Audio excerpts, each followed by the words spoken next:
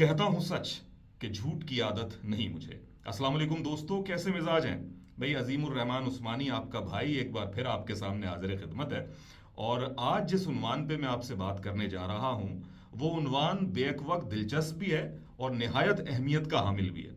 लिहाजा मेरी ख्वाहिश है कि इस वीडियो को कम अज़ कम आप आखिर तक ज़रूर देखें, ताकि आपको कुछ ना कुछ अच्छा सीखने का मौका मिले। आप सबका कोई ना कोई एक पक्का दोस्त ज़रूर होगा, लेकिन क्या आप जानते हैं कि आपका एक पक्का दुश्मन भी मौजूद है। और सिर्फ आपका नहीं, पूरी इंसानियत का एक दुश्मन ऐसा है जो पक्का दुश्मन है, जिसे अल्लाह ताला ने कह दिया है कि ये तुम्हारा पक्का दुश्मन है। Any guesses? जी हाँ, शैतान। तो आज हम हजरत शैतान के बारे में बात करने जा रहे हैं और उससे मुताल्लिक बड़े दिलचस्प सवालात जो हमारे जहनों में पैदा होते हैं और लोग गाहे बगाहे मुझसे भी पूछते रहे हैं और सोशल मीडिया की दुनिया पर भी हमें नजर आते रहते हैं। आज हम कोशिश करेंगे कि उन तमाम सवालात का अहाता करें, और अगर तमाम नहीं तो अक्सर सवालात को जानने की कोशिश करें इंशाअल्लाह। तो आगाज करते हैं। मैंने सवालात सामने लिख रखे हैं, तो गाए बगाए में उस पर नजर डालता रहूंगा और फिर आपसे बात करूंगा जैसे फिलबदी हम किया करते हैं।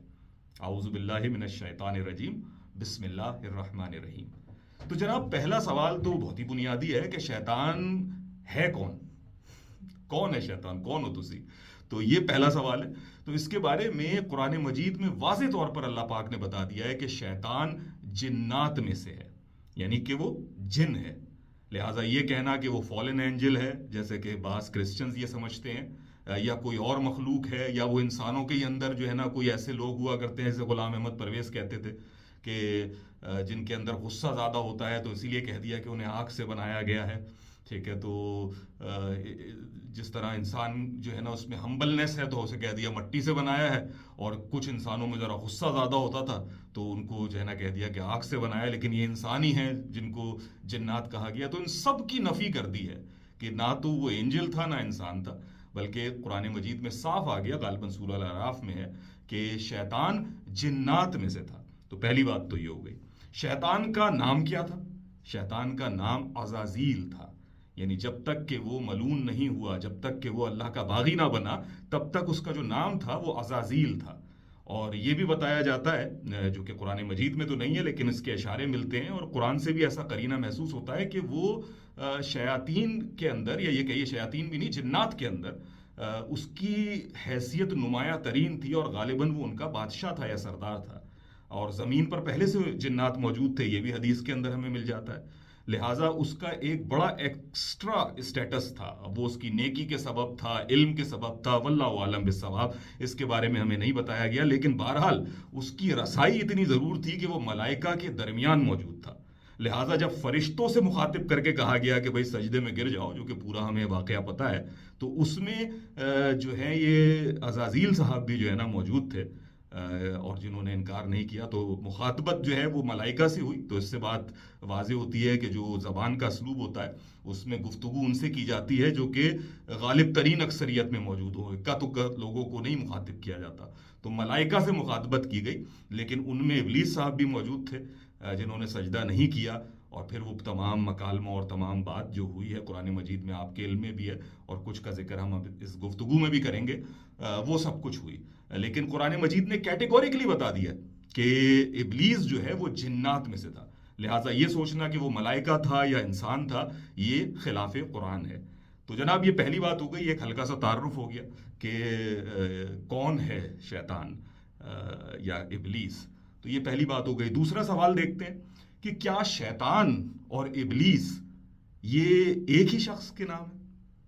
यानी हम अक्सर सुनते हैं शैतान ने ये किया, शैतान ने ये किया, ठीक है, या शैतान ने आदम अलैहिस्सलाम के साथ ये मामला किया, और पढ़ हम इब्लीस के बारे में रहे होते। तो क्या ये दोनों जो है वो एक ही चीज़ है, एक ही हकीकत के दो नाम है? तो नहीं, इनमें फ़र्क है मौजूद। ये बिल्कुल ऐसा है कि जैसे कि हम ये कहते हैं कि हर सेब एक फल है, मगर हर फल सेब नहीं है। या अगर आप मजहबी हवाले से कहें तो हम ये कह सकते हैं कि हर रसूल एक नबी है, मगर हर नबी रसूल हो यह ज़रूरी नहीं है। इसी तरीके से इब्लीस तो शैतान है, मगर हर शैतान इब्लीस हो यह बिल्कुल ज़रूरी नहीं है। लिहाजा हम जानते हैं कि शयातीन तो बहुत से मौजूद हैं। यानी ये बात जो कही जाती है कि मिनल जिन्नति विन्नास, ٹھیک ہے, جو سورہ ناس میں ہم پڑھتے ہیں کہ جنات میں سے اور انسانوں میں سے. تو گویا شیطان تو بہت سارے موجود ہیں, یا یہ کہا گیا کہ فضول خرچی کرنے والے تو جیسے شیطان کے بھائی ہیں. ٹھیک ہے, تو دراصل شیطان کا جو یہ ورڈ ہے یہ ایز این ایڈجیکٹو استعمال ہو رہا ہوتا ہے, جو زبان کے اسلوب میں کسی پر بھی اطلاق کیا جا سکتا ہے. شیطان کا مطلب جو ہے لغوی معنی جو ہے نا وہ سرکش کے ہیں, باغی ہو جانے کے. تو جو شخص سرکشی کرتا ہے, بغاوت کرتا ہے, ایک حد سے تجاوز کرتا ہے اللہ کی بیان کردہ حدود سے, تو اس کو شیطان کہا جاتا ہے. اور یعنی وہ اس کا مبلغ بھی بن جاتا ہے, یعنی اپنے تک بھی نہیں رہتا اس کا عمل, دوسروں تک جو ہے نا اس کو افیکٹ کرنے لگتا ہے.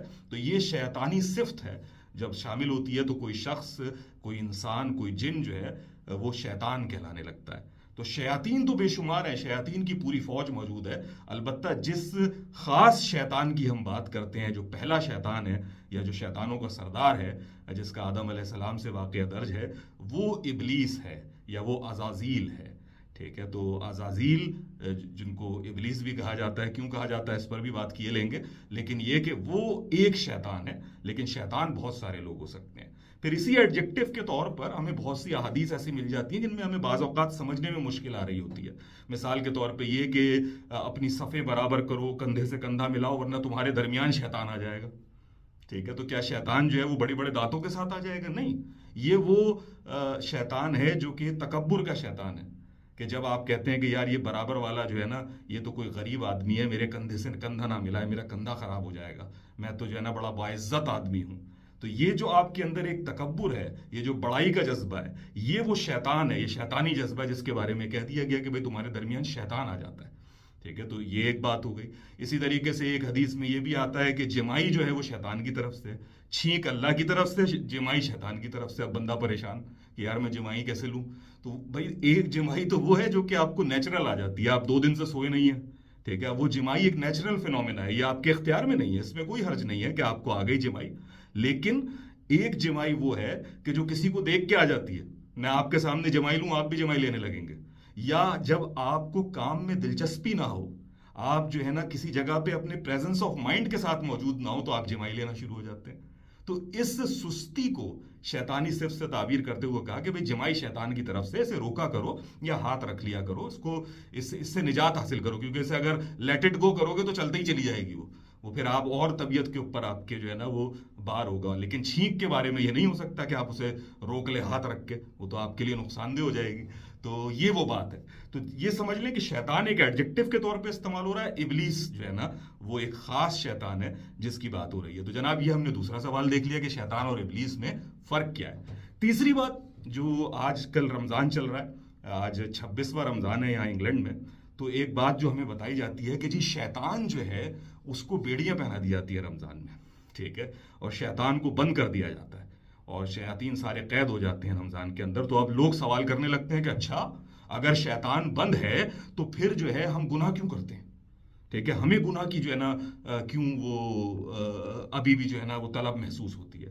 تو جناب شیطان تو بند ہو گئے, لیکن شیطان کا کام ہے ایک ایکسٹرا انفلوئنس کے طور پہ کام کرنا, یا ایک ایکسٹرنل فورس کے طور پہ کام کرنا. ایک چیز ہے جو آپ کے انٹرنل موجود ہے, جسے آپ نفس سے تعبیر کرتے ہیں. ٹھیک ہے, تو آپ کے نفس کے اندر جو گناہ ہے, ثواب ہے, وہ تو ہوتا رہنا ہے اس چیز پہ. تو یعنی شیاطین ایک ایکسٹرنل انفلوئنس, یعنی آپ کے اندر جذبات کو بھڑکانے کا کام کرتے ہیں. لہٰذا یہ تو نہیں ہوگا کہ آپ کو گناہ کی ترغیب نہ ہو جو آپ کے اندر سے اٹھ رہی ہے, لیکن اس ترغیب کو آگ لگانے والا اب کوئی نہیں ہے. لہٰذا آج کی تاریخ میں یا رمضان کے دوران اگر میں اپنے نفس کو قابو کرنا چاہوں تو میرے لیے یہ آسان تر ہے بنسبت غیر رمضان کے. اور یہ ہمارا تجربہ بھی رہا ہے اس کے اندر نا, کہ یہ واقعی اسی طریقے سے ہوتا ہے. تو یہ بات ہو گئی. اب اس کے اوپر ایک اور چیز یہ بھی ہوتی ہے کہ ایک سوال اور اس کے ساتھ جڑ کے آ جاتا ہے, جسے ہم کہیں چوتھے سوال کے طور پہ لے لیتے ہیں کہ شیطان کو پھر کس نے بہکایا تھا. یعنی اگر ہم یہ مان لیں کہ شیطان ہمیں بہکاتا ہے, انسانوں کو بہکاتا ہے, تو بھائی شیطان نے جب سجدہ نہیں کیا تو اسے کس نے بہکایا تھا؟ ویلڈ سوال ہے نا. یعنی اگر ہم یہی کہتے ہیں کہ ہم تو بیچارے اتنے منع ببلو ہیں کہ ہم تو گناہ کرتے ہی نہیں اگر شیطان ہمیں بہکاتا نہیں اس میں, تو بھائی پھر شیطان کو کس نے بہکایا تھا, ابلیس کو کس نے بہکایا تھا؟ تو جواب ہے کہ ابلیس کو بھی اس کے نفس نے بہکایا تھا. اس کے اندر کا جو نفس تھا اس نے اس کے اندر جو ہے جو اپنا رویہ پایا اس کا اظہار کیا اس نے، تو اس کے نفس نے اسے بہکایا، اسے کسی اور دوسرے شیطان کی ضرورت نہیں تھی۔ اسی طریقے سے میرا اور آپ کا معاملہ ہے کہ ہمیں بھی ہمارا نفس بہکاتا ہے، ہمیں بھی جو نفس امارہ ہے وہ برائی کی طرف بلاتا ہے، اور نفس لوامہ جو ہے نا وہ ملامت کرتا ہے کہ بھائی نہ کر یہ گناہ۔ تو یہ جنگ ہمارے اندر جاری رہتی ہے، البتہ اس جنگ کو فیول دینے کا کام جو ہے نا وہ اب شیطان بھی کرنے لگتے ہیں، لیکن اصلاً فیصلہ ہمارا ہے کہ نیکی یا بدی اختیار کریں۔ تو یہ بات کہ شیطان کو کس نے بہکایا، تو جی شیطان کو اس کے نفس نے بہکایا۔ تو یہ چوتھا سوال ہو گیا۔ آئیے جناب پانچویں سوال کی طرف کہ شیطان کا اصل جرم کیا تھا۔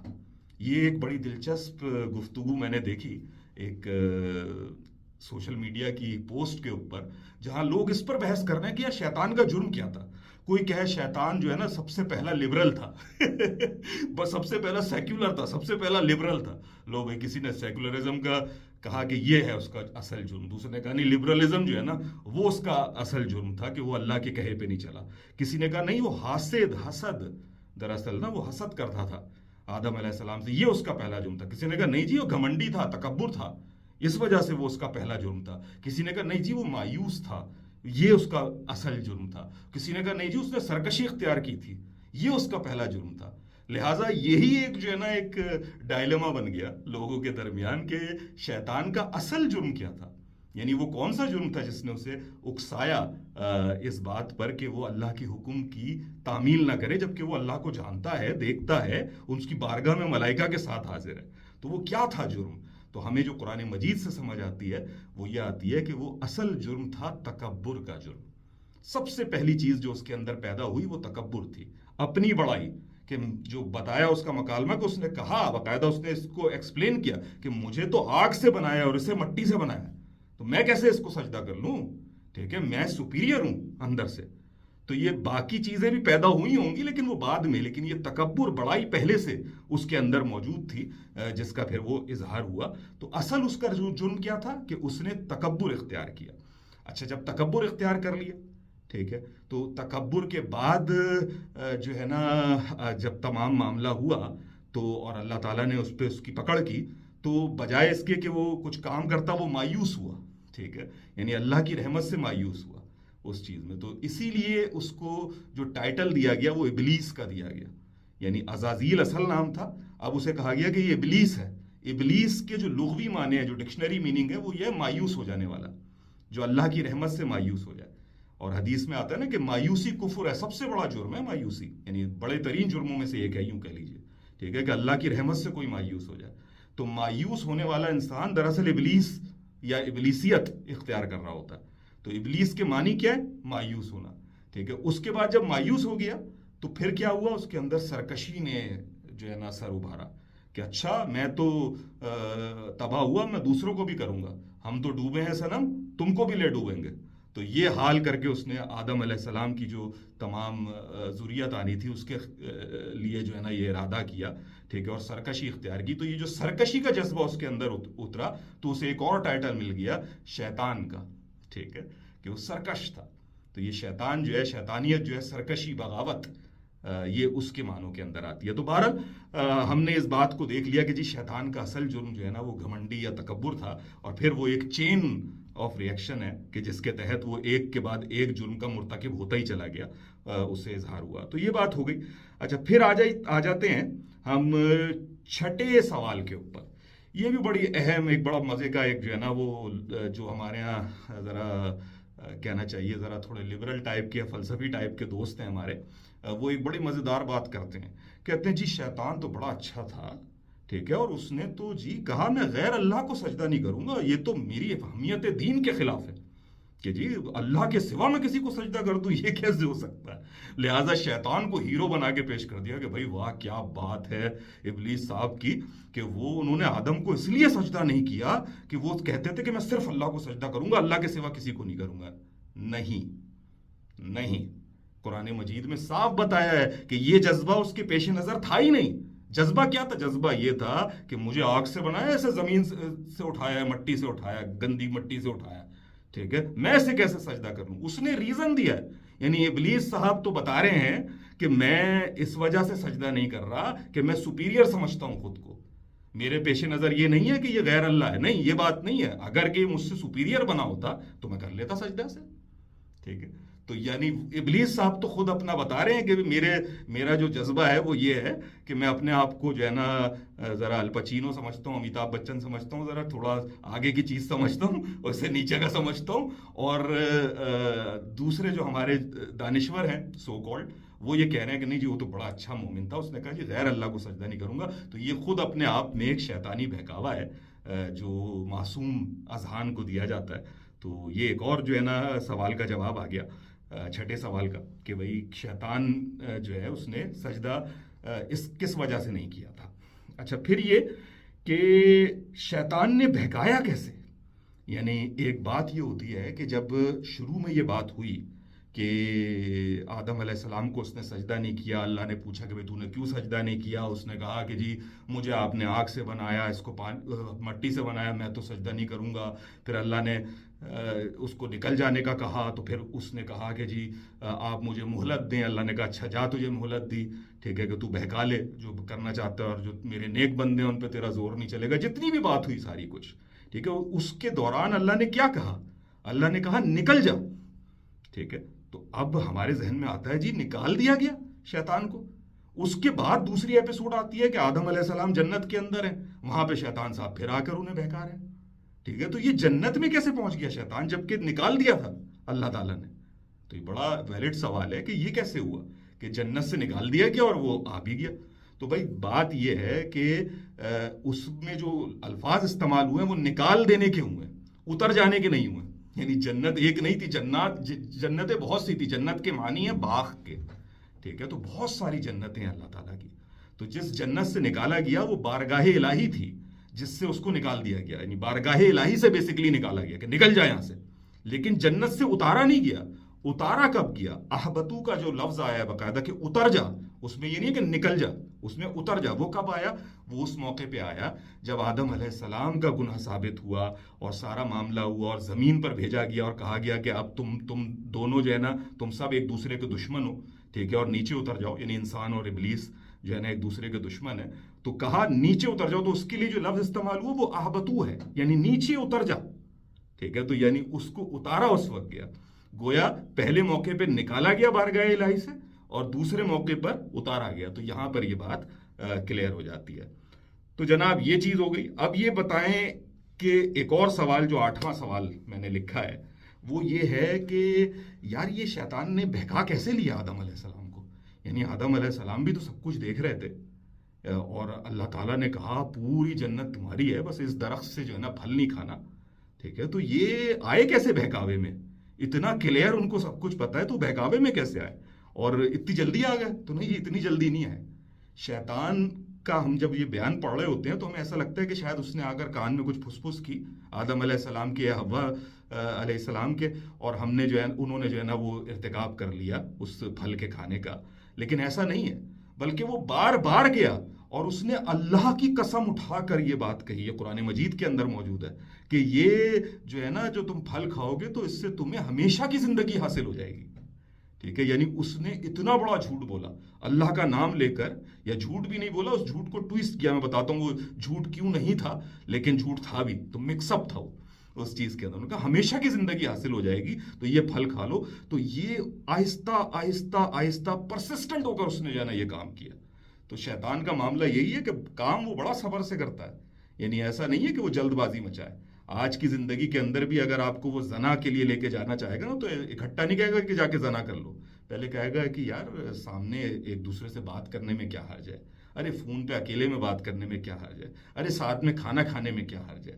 ٹھیک ہے، ارے ہاتھ پکڑ لینے میں کیا حرج ہے. ٹھیک ہے، ارے صرف جو ہے نا وہ بوسہ لے لینے میں کیا حرج ہے. تو وہ درجہ بدرجہ لے جا کر پھر آپ کو جو ہے نا وہ پورے زنا کا مرتکب بناتا ہے اور بڑے صبر کے ساتھ چلتا ہے، بڑی پلاننگ کے ساتھ. ٹھیک ہے، تو یہی کام اس نے ہمارے بابا آدم کے ساتھ کیا اور ہماری اماں حوا کے ساتھ کیا، اور انہیں یہ جھانسا دیا کہ یہ تم جو ہے نا جب کھاؤ گے تو اس سے تمہیں فرشتوں کی طرح کی ہمیشہ کی زندگی حاصل ہو جائے گی. ٹھیک ہے، لیکن ہوا کیا کہ جو میں کہہ رہا ہوں کہ وہ جھوٹ بھی نہیں ہے اور جھوٹ ہے بھی، کہ فرشتوں جیسی زندگی تو نہیں ہوئی کہ لیکن ہمیشگی کی زندگی اس طریقے سے مل گئی کہ اس کے بعد جو ہے وہ زن و شو کا جو ایک تعلق ہے، یعنی مرد اور عورت کا جو تعلق ہے، ایک جنسی تعلق، وہ اس کی ابتدا ہوئی، اس کا ایسا محسوس ہوتا ہے اس کا آغاز ہوا کہ جس سے نسل انسانی جاری ہے اور چلی جا رہی ہے، آئے چلی جا رہی ہے، تو یعنی قیامت تک جو ہے نا وہ جاری ہے اس کے بعد سے نسل. ٹھیک ہے، تو یہ نہیں تھا کہ آدم علیہ السلام کی تباہی ہو گئی، عمر پوری، تو اس کے بعد اب ان کی نسل ہی نہیں موجود. تو نسل میں دراصل ہم ایک دوسرے کے زندہ رہتے ہیں. تو اس لحاظ سے جو ہے نا ایک اس کے اندر سچائی کا پہلو بھی تھا. لیکن شیطان کا سب سے بڑا حربہ یہی ہوتا ہے کہ وہ سچ کو جھوٹ کی آمیزش کے ساتھ پیش کرتا ہے، یا جھوٹ کو سچ کی آمیزش کے ساتھ پیش کرتا ہے. تو وہ بلنٹ جھوٹ کے بجائے اس طرح سے سچ اور جھوٹ کو گڈمٹ کر دیتا ہے کہ اس کی تفریق باقی نہیں رہتی. تو جناب یہ وہ بات تھی کہ جس طرح سے اس نے پرسسٹنٹ ہو کر ہمیشہ کی زندگی کا جھانسا دے کر ہمارے بابا آدم اور اماں حوا کو جو ہے نا وہ بہکایا. ٹھیک ہے، اچھا اس کے اوپر یہ سوال بھی اٹھ جاتا ہے، یعنی نواں سوال کے طور پہ لے لیں کہ بھائی ایسا بھی کیا تھا اگر پھل کھا بھی لیا تھا، ٹھیک ہے، تو ایک پھل ہی تو کھایا تھا، تو اس میں اتنا بڑا حرج کہ جو ہے نا ہمارے لیے اتنا مشکل ہو جائے، اس کو ہمارے لیے مثال بنا دیا جائے. ٹھیک ہے، یہ بھی کچھ لوگ پوچھتے ہیں. تو بھائی اصل بات یہ پھل کھانا نہیں تھا. ہم اچھا اس پہ بھی بحث کرنے لگتے ہیں وہ پھل گندم کا تھا کہ ٹماٹر کا تھا، اس پہ بھائی نہیں بتایا تو نہیں بتایا نہیں ہے. بس اصل بات یہ ہے ہی نہیں کہ وہ کیا تھا، وہ چقندر کھایا تھا کہ سیب کھایا تھا کہ آلو کھایا تھا، یہ اصل بات نہیں ہے. اصل بات یہ کہ اس پھل کو کھانے سے جو روکا گیا تھا اس کا نتیجہ پھر کیا نکلا. ٹھیک ہے، یعنی وہ جو حضرت عیسیٰ علیہ السلام سے منسوب ایک قول ہے نا کہ درخت اپنے پھل سے پہچانا جاتا ہے. ٹھیک ہے، یعنی رزلٹ سے جو ہے نا بات کا پتہ چلتا ہے کہ بھئی کیا ہے. تو اسی طرح سے وہ جو پھل کھایا وہ حکم عدولی کی ہوئی، اور آدم علیہ السلام اور اماں حوا نے وہ پھل کھایا تو کیا ہوا. تو اس پہ بتایا ہے، قرآن مجید میں بتایا ہے کہ ان کے کپڑے اتر گئے. ٹھیک ہے، اور ان کی شرمگاہیں ایک دوسرے کے سامنے ظاہر ہو گئیں، اور وہ پتوں سے اپنے آپ کو ڈھانکنے لگے، چھپانے لگے. گویا یہ جو ایک جنسی معاملہ ہے، یہ جو ہے اس کی پہلی ہمیں جو جھلک نظر آتی ہے وہ یہ آتی ہے کہ یہاں سے یہ وہ معاملہ شروع ہوا. اور یہی وہی بات کہ ہمیشہ کی زندگی کے اس کے تعلق سے آپ بات کر لیں. اس میں پوری ذرا تفصیل سے بات کرتے ہوئے ذرا زبان کانپتی بھی ہے اور کانپنی بھی چاہیے، کیونکہ ظاہر ہے ان کی عزت بہت مقدم ہے کہ ہم کوئی بھی ایسی بات کہیں جو خلاف ادب ہو. لیکن جیسے ڈاکٹر سمیع صاحب ہیں جو ڈاکٹر اسرار احمد کے شاگرد ہیں، اور بھی دیگر، نعمان علی خان ہیں، دیگر ہیں، اس طریقے سے انہوں نے اس بات پہ بات کی ہے کہ شاید اس پھل کے کھانے کا جو نتیجہ نکلا وہ جنسی تعلق کی ابتدا تھی، جس کو آج ہم جانتے ہیں، آج ہم نکاح کی صورت میں وہ کرتے ہیں معاملہ. تو یہ سارا کچھ ہوا، تو اس سے جو ہے نا وہ ایک چین شروع ہوئی. تو یہ وہ معاملہ ہے کہ جو اس کا ایک نتیجہ تھا ہمیں وہ پیش نظر ہونا چاہیے، بجائے اس کے کہ ہم اس پھل کی اوپر ریسرچ کرنے بیٹھ جائیں کہ وہ پھل تھا کون سا تھا، گندم کا تھا کہ سیب تھا کہ کیا تھا. تو یہ بات ہو گئی. اچھا، پھر آ جائے نویں سوال پہ. وہ یہ ہے، اور یہ بھی بڑا اہم ہے، کہ ہم کہتے ہیں کہ یار خدا کو تو ہر چیز کا علم ہے، تو اللہ کو تو یہ بات پہلے سے ہی پتا تھی کہ یہ عزازیل جو ہے نا یہ سجدہ نہیں کرے گا، یہ ابلیس جو ہے وہ سجدہ نہیں کرے گا. تو پھر انہوں نے یہ کیوں کیا کہ یہ جو ہے نا پورا معاملہ پیش آیا سارا کچھ. یہ تو ایسا لگ رہا ہے کچھ چیز اسٹیج ہے. ٹھیک ہے، تو بھائی اصل چیز یہ ہے کہ اللہ تعالیٰ نے ہمارے بارے میں بھی یہ کہا ہے کہ ہم نے تمہیں جو اس دنیا میں بھیجا ہے، تو ہمیں تو پہلے سے یہ بات پتہ چل جاتی ہے کہ کون شخص جنت میں جائے گا، کون سا جہنم میں جائے گا. لیکن ہم تمہیں ایک امتحان سے گزارتے ہیں تاکہ تم پر اس حجت کا اتمام ہو جائے. کل کو تم یہ نہ کہو کہ مجھے جو ہے نا اللہ نے ڈال دیا یہاں پر.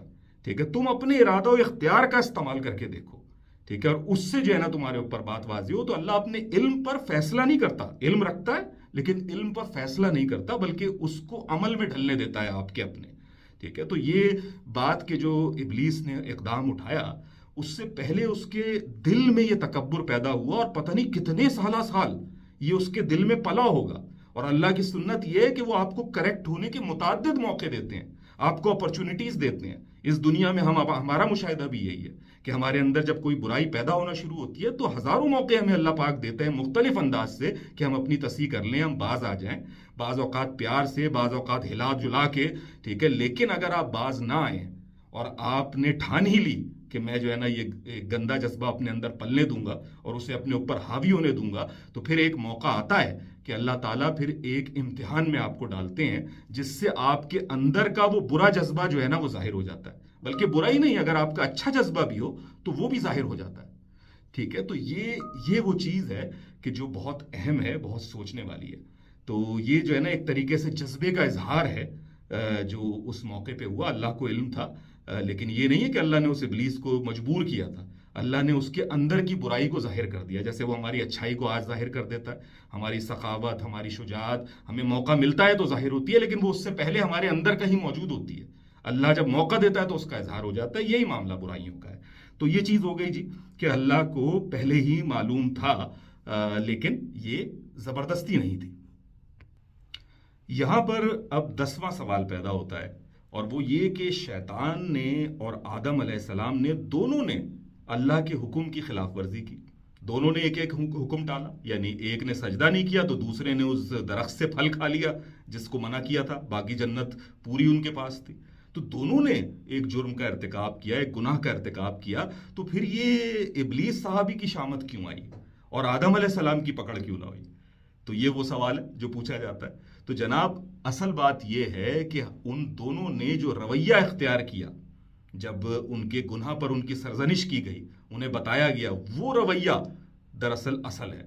یعنی جب ابلیس سے کہا گیا کہ تم نے کیوں نہیں سجدہ کیا، تو اس نے تکبر کا اظہار کیا. اس نے کہا جی میں بہتر ہوں، ٹھیک ہے، میں نہیں ماننے کا. پھر اس کے بعد بھی وہ ٹلا رہا کہ بجائے اس کے کہ جب اللہ نے کہا کہ نکل جا تو جو ہے نا راندہ دھرگا ہو رہا ہے، تو وہ کہتا کہ اللہ مجھے معاف کر دے. نہیں، وہ معافی نہیں مانگی. اس نے کہا نہیں، مجھے موقع دے تاکہ میں تیرے خلاف سرکش ہو کر تیرے جو ہے نا بندوں کو بہکاؤں. اور ساتھ میں اس نے یہ الزام دھرا اللہ تعالیٰ پر کہ یہ تو نے مجھے بہکایا ہے.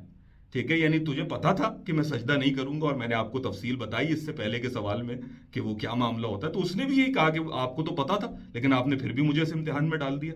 ٹھیک ہے، تو یہ آپ نے مجھے جو ہے نا وہ بھٹکنے دیا، تو آپ مجھے قیامت تک موقع دیں.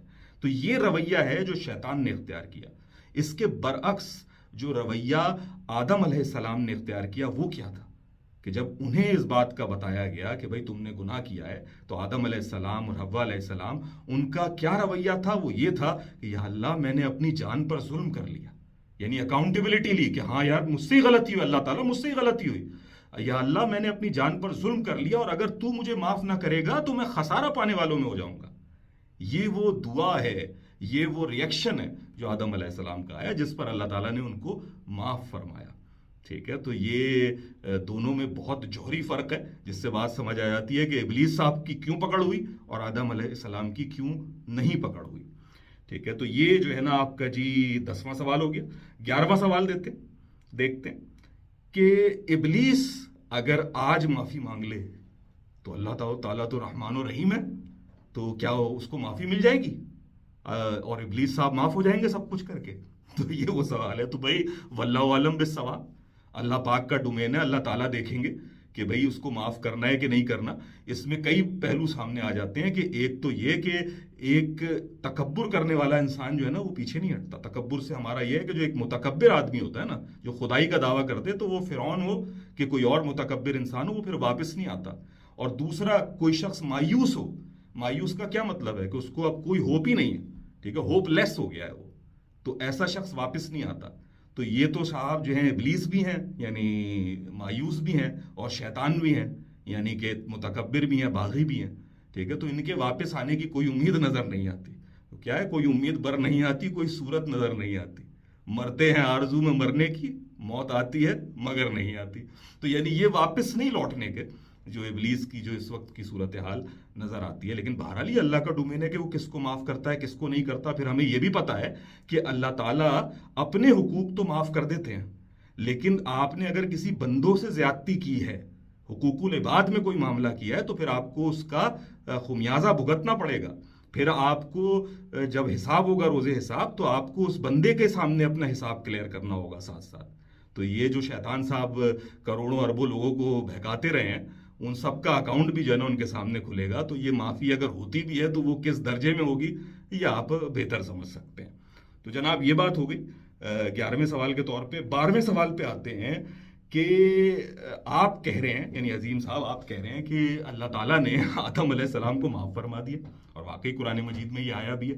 لیکن آدم علیہ السلام کو تو زمین پر سزا کے طور پہ بھیج دیا گیا، ٹھیک ہے، کہ نیچے جاؤ زمین کے اوپر، اور ہم آج اسی کے نتیجے میں بیٹھے ہوئے ہیں. تو یہ کیا بات ہوئی؟ تو جناب یہاں پر مغالطہ یہ ہے کہ ہمارا زمین پر آنا شاید اس واقعے کا محتاج تھا. یعنی اگر کہ شیطان نہ ہوتا اور اس نے ہمیں نہ بہکایا ہوتا تو ہم زمین پر نہ آتے. یہ مفروضہ ہے جو ہم نے اپنے ذہن میں قائم کر لیا، لیکن ایسا ہے نہیں. جب ہماری تخلیق بھی نہیں ہوئی تھی तब अल्लाह ताला ने फरिश्तों से मुखातिब करके क्या कहा है कि मैं एक जमीन पर मखलूक बनाने जा रहा हूं, जिसे मैं जब अपने दोनों हाथों से दुरुस्त कर लूं और अपनी रूह में से कुछ फूंक दूं तो उसके सामने सजदे में गिर जाना। ठीक है, और मैं खलीफतुल अर्ज बनाने जा रहा हूं उससे, यानी मैं आपको मफहूम बता रहा हूं, यानी जमीन का खलीफा बनाने जा रहा हूं। यानी जमीन पर आना और जमीन का खलीफा बनना पहले से ही तय था। ये शैतान का मामला पेश आता नहीं पेश आता, इससे कोई लेना देना नहीं था कि हमें जमीन पे नहीं आना। जमीन पे हमें तब भी आना था, और इम्तिहान उस वक्त भी होता हमारा कि हमारा नफ्स तो बहरहाल जो है वो बुराई और अच्छाई दोनों का मामला रखता है कि बनफ्सिन वमा सव्वाहा फअल्हमहा फजूरहा व तक़वाहा, कि हमने इसमें फजूर और तकवा की समझ रखी है। तो ये फजूर और तकवा तो हमारे अंदर मौजूद है उसमें। तो अगर ये इब्लीस साहब इस पूरी पिक्चर से माइनस भी हो जाते तब भी हमारा इम्तिहान हो रहा होता। अलबत्ता इनके आने से इस पिक्चर में हमारा इम्तिहान सख्त तर हो गया है, और यही अल्लाह की मशीयत थी कि हम एक सख्त इम्तिहान से गुजर कर जन्नत और जहन्नुम के लिए क्वालिफाई करें। अल्लाहुम्मा अजिरनी मिनन नार, अल्लाह ताला हमें जहन्नुम की आग से बचाए, आमीन सुम आमीन। तो जनाब ये बात हो गई। फिर 13वां सवाल कि शैतान को इख्तियार कितना है, क्या शैतान किस तरीके से हमें बहकाता है? हम तो भाई बड़े अच्छे होते अगर शैतान ना होता। नहीं जी, ऐसा नहीं है। एक तो वही मैंने आपको नफ्स का पहलू बताया, दूसरा ये कि शैतान साहब का इख्तियार इसके सिवा कुछ नहीं है कि वो आपको एक सजेशन दे, ठीक है, या आपके अंदर मौजूद बुराई को जो है ना और आग लगाए उसके अंदर कानाफूसी करके, दैट्स इट। ठीक है, जिस तरह तबलीग करने वाले आते हैं ना, तबलीग वो अपनी तबलीग करते हैं, आपको अच्छी बात बताते हैं, लेकिन आपको मस्जिद जाना है, नमाज पढ़नी, वो आप ही ने पढ़नी है। आप ना माने ना माने, माने तो मान ले। ठीक है, इसी तरीके से शैतान भी जो है ना बस वो कानाफूसी करता है, इससे ज्यादा उसका कोई इख्तियार नहीं है। लिहाजा जब कुरान मजीद में आया है कि रोज़े आखिरत में जब जहन्नुम में साथ जहन्नुमी होंगे और वहां पर इब्लीस भी होंगे, शैतान होंगे, तो वो कहेंगे कि मेरा तुम पर कोई इख्तियार नहीं था, मैंने तो तुम्हें सिर्फ दावत दी और तुमने वो दावत अपनी मर्जी से कबूल कर ली। ठीक है, तो अपने आप ही को दोष दो। यानी ये पूरा मकालमा है जो कुरान मजीद में मौजूद है कि भाई मैं तो सिर्फ दावत देता था। सूरह इब्राहिम के अंदर है ये मौजूद बात। तो इससे बात पता चलती है कि शैतान का इख्तियार बस सिर्फ इतना है कि वो दावत देता है। ठीक है, तो यहां पर फिर एक और बात आती है कि भाई बास लोगों को तो हम देखते हैं कि वो खुद अपने अंदर एक शैतान बन चुके होते हैं, तो उनका क्या? तो भाई ये वो लोग हैं कि जिन्होंने अपने इख्तियार को इतना खराब किया, अपने नफ्स को इतना खराब किया, अल्लाह के जिक्र को इतना छोड़ा कि उनके ऊपर अब शैतान मुसल्लत हो गया। इसको कुरान मजीद में बताया गया सूरह अल-ज़ुख़रफ़ के अंदर कि शैतान जो आदमी रहमान के जिक्र से गाफिल होता है, और रहमान का जिक्र यानी बाकायदा अल्लाह की रहमान की जो रहमान के जिक्र से गाफिल होता है, हम उस पर एक शैतान मुसल्लत होने देते हैं। ठीक है, जो उसका साथी बन जाता है। ये उसका तर्जुमा या उसकी कहना चाहिए मफहूम है आयत का। ठीक है, तो यानी कोई शख्स बिल्कुल ही अल्लाह के जिक्र से गाफिल बैठा है, अपने आप को उसने लगाई शैतानी कामों में दिया है, तो फिर एक वक्त आता है कि अब जो है ना उस पर मुसल्लत कर दिया जाता है शैतान, या होने दिया जाता है। कि मुसल्लत का मतलब ये है कि अब तो बस वो बादशाह बनकर या उसका मालिक बनकर उसे चलाएगा साथ में। तो ये है। बाकी ये कि शैतान तो सभी के साथ लगा है। रसूल अल्लाह सल्लल्लाहु अलैहि वसल्लम की वो हदीस याद कीजिए जिसमें आप सल्लल्लाहु अलैहि वसल्लम ने कहा कि हर इंसान के साथ एक शैतान होता है। तो किसी साहबी ने पूछ लिया कि या रसूलल्लाह क्या आपके साथ भी है? तो आप सल्लल्लाहु अलैहि वसल्लम ने जवाब दिया कि हाँ मेरे साथ भी है, लेकिन मैंने उसे मुसलमान कर लिया। ठीक है, यानी मुसलमान से मतलब ये कि मैंने उसको मती कर दिया, वो मैं उसके कहे पे नहीं चलता, वो मेरे कहे पे चल रहा है, खामोशी के साथ मजबूर है उसमें। तो लेकिन कोई शख्स शैतान को जो है ना अपनी कार्रवाई डालने का पूरा मौका देता रहे, तो एक मौका आता है कि फिर वो मुसल्लत हो जाता है उस पर। वरना आम सूरत हाल में कि वो सिर्फ सजेशन देता है, सिर्फ मशवरा देता है, सिर्फ तबलीग करता है, जैसे कि मैंने आपसे इससे पहले के सवाल के जवाब में बयान किया। अच्छा, फिर ये कि 15वां सवाल हम ये देखते हैं कि बाज़ लोग ये कहते हैं कि भाई आप बुत परस्ती की तो इतनी मुखालफत करते हैं, लेकिन काबा भी तो एक बुत है। ठीक है, शयातीन का बुत है। ठीक है, जिसकी हम जो है ना वो परस्तिश कर रहे होते हैं, उसे चूम रहे होते हैं, उसे उसके इर्द गिर्द तवाफ कर रहे होते हैं। तो ये बड़ी गलत फहमी सी, एक बहुत ही मेरे ख्याल से एक फसाद वाली सोच है। वरना हर मुसलमान जानता है कि काबा किसी तो और भी बुत नहीं है। यानी हम तो काबा के ऊपर खड़े हो जाते हैं, आप जानते हैं कि ऊपर लोग जाके खड़े होकर उसका जो है ना कपड़े बदल रहे होते हैं, जो उस पर कपड़ा डला हुआ है पूरा। ठीक है, तो ये सब कुछ जो है ना ये नहीं है। अलबत्ता क्योंकि वो एक हमारी निशानी के तौर पे मौजूद है, उससे हमारी बहुत सारी रिलीजियस यादें वाबस्ता हैं, نبیوں کے قصے وابستہ ہیں. اللہ کا پہلا گھر ہے وہ مسجد کے طور پہ، پہلی مسجد ہے، تو اس کو ہم جو ہے نا ایک ایکسٹرا امپورٹنس دیتے ہیں. اس سے زیادہ کچھ نہیں. اس کو بت ہم ہرگز نہیں سمجھتے، اسے شیطان ہرگز نہیں سمجھتے. ٹھیک ہے، تو یہ ایک اور مغالطہ ہے جو پیش کیا جاتا ہے. پھر اسی سے ملتا جلتا 16واں سوال جسے میں کہہ دوں کہ وہ یہ ہے کہ جی حج میں آپ شیطان کو کنکریاں کیوں کیسے مارتے ہیں؟ یعنی آپ نے ایک پورا بت بنا دی ہے، ٹھیک ہے، وہ پلرز جو کھڑے ہوئے ہیں ستون، ٹھیک ہے، انہیں آپ کنکریاں مار رہے ہو تو کہتے ہیں آپ شیطان کو کنکر مار رہے ہیں. ٹھیک ہے، جو رجم کہلاتا ہے اس میں، تو رجم الشیطان. تو یہ کیا ہے اس میں؟ تو بھائی وہ پلرز ہیں، یعنی کوئی شکل بھی نہیں بنائی ہوئی اس کے اندر. تو وہ پلرز کیوں رکھے گئے ہیں؟ وہ آپ دیکھیں جو 3 پلرز ہیں، وہ پلر اس لیے رکھے گئے ہیں کہ کیونکہ حج ہے ہی ان روایات کو یاد کرنے کا موقع. کہ مثال کے طور پہ جو ہم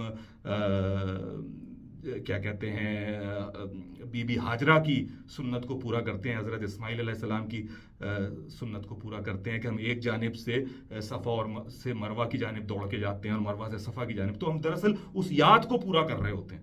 ٹھیک ہے، وہ دوڑنا ہمارا اس لیے ہوتا ہے یا ایک جگہ سے دوسری جگہ جانا اس لیے ہوتا ہے تاکہ وہ واقعہ ہم یاد کرتے رہیں. تو اسی طریقے سے دیگر واقعات جو ہے نا وہ حج کے اندر پیش آتے ہیں جس کو ہم یاد کرتے ہیں. تو یہ بھی واقعہ ہے دراصل. تو وہ جو پلرز بنائے ہوئے ہیں وہ دراصل شیطان کا نمودار ہونا، جب وہ ابراہیم علیہ السلام کو بہکا رہا تھا، یہ اس کی نشاندہی ہے کہ یہاں وہ آیا تھا. ٹھیک ہے، تو اس کو علامتی طور پہ پلرز کی صورت میں بنا دیا کہ یہاں پیئر ہوا تھا، یہاں پیئر ہوا تھا، یہاں پیئر ہوا تھا، تو اسے ہم کنکر مار دیتے ہیں. ٹھیک ہے، اور آپ کو پتا ہے کہ سنت تو یہ کہ چھوٹا سا کنکر اٹھا کے بس یوں مار دیا اس چیز کے اندر، کہ صرف یاد ہی تو پوری کرنی ہے. لیکن ہمارے ہاں لوگ ذرا جذباتی ہو جاتے ہیں، وہ چپل جوتے اینٹ سبھی مارنے پہ تل جاتے ہیں، تو وہ بات الگ ہے. لیکن سنت تو یہی ہے کہ چھوٹے سے کنکر سے، کیونکہ اصل بات اس یاد کو پورا کرنا ہے.